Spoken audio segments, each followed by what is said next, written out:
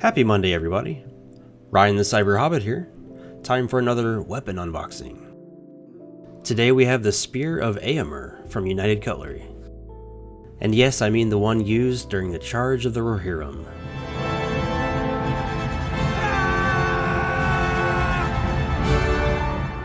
And it's probably a bit more recognizable when Eomer uses it to indirectly bring down a Momakil, or Oliphant.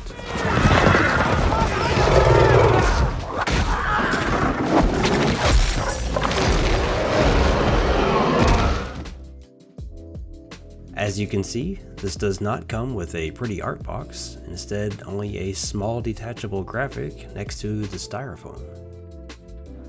Want to know how you can make my day? Hit that subscribe button while I finish opening this up.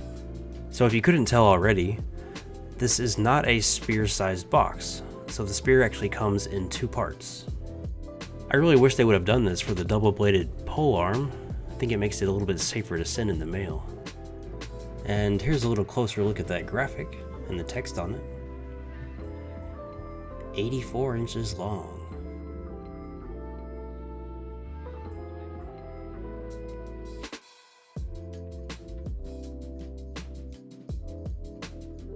The two halves join together by this threaded bolt on the end.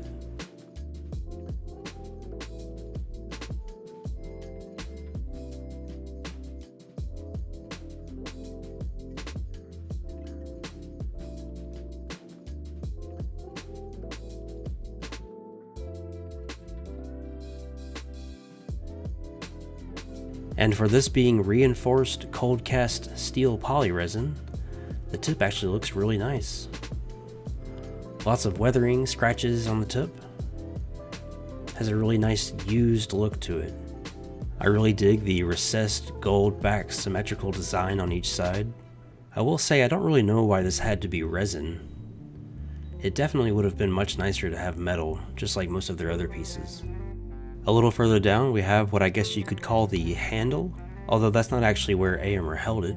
So this is not leather. It's instead a poly resin, which is kind of a bummer to me. This piece is sort of reminding me of the replica weapons that Weta Workshop makes. Don't get me wrong, I still like it. I just think I'd like it more if it was a bit more real. The rest of the spear has what I believe is real wood, though I'm not positive. It feels real.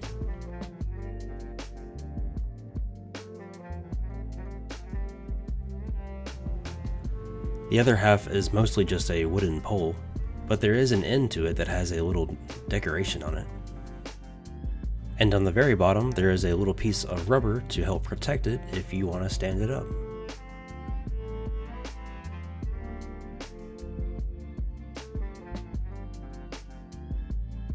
Also in the box is the mounting hardware, which I personally don't recommend you use. They're never really that great. Instead get some 50 to 75 pound drywall anchors. You'll also find a very tightly rolled certificate of authenticity.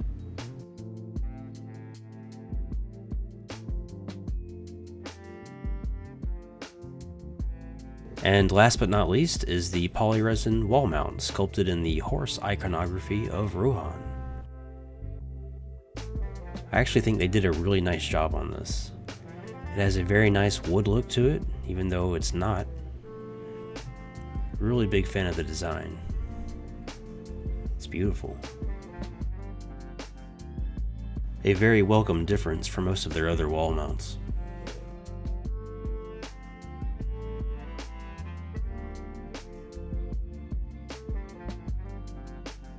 Putting it together is very easy and feels very secure. Doesn't at all feel like it could come apart. The joining line is also very subtle. You can see it, but you have to look for it. It's much more obvious on camera where I have it zoomed in than in person. And like I said, this thing is extremely tall. 84 inches from the ground.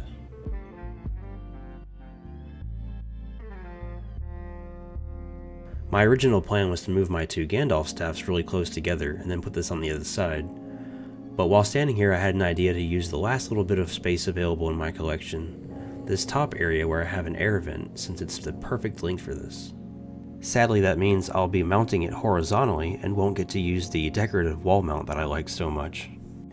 I did, however, go on Amazon and found this pretty nice horizontal gun mount that I'll just repurpose for this spear. I'll put a link to it in the description. It was about $35.